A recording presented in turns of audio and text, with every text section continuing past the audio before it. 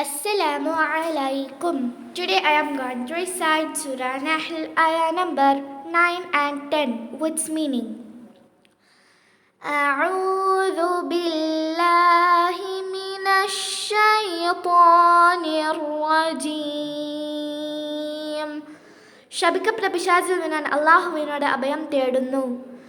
ബിസ്മില്ലാഹിർ റഹ്മാനിർ റഹീം. പരമകാരുണികനും കരുണാനിധിയുമായ അല്ലാഹുവിൻ്റെ നാമത്തിൽ. വഅലല്ലാഹി ഖസ്ദുസ്സബീലി വമിൻഹാ ജാഇർ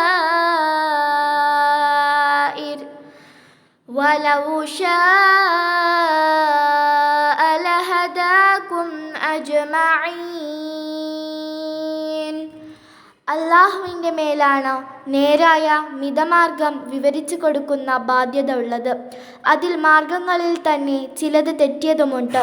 അവൻ ഉദ്ദേശിച്ചിരുന്നുവെങ്കിൽ നിങ്ങളെ മുഴുവൻ അവൻ നേർമാർഗത്തിലാക്കുക തന്നെ ചെയ്യുമായിരുന്നു. ഹുവല്ലദീ അൻസല മിനസ്സമാഇ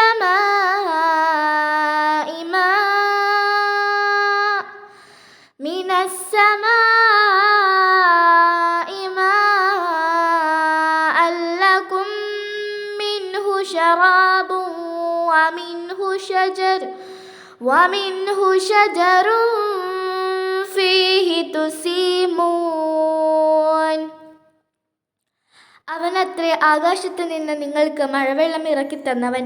അതിൽ നിന്ന് കുടിക്കുവാൻ പാനീയമുണ്ടാകുന്നു.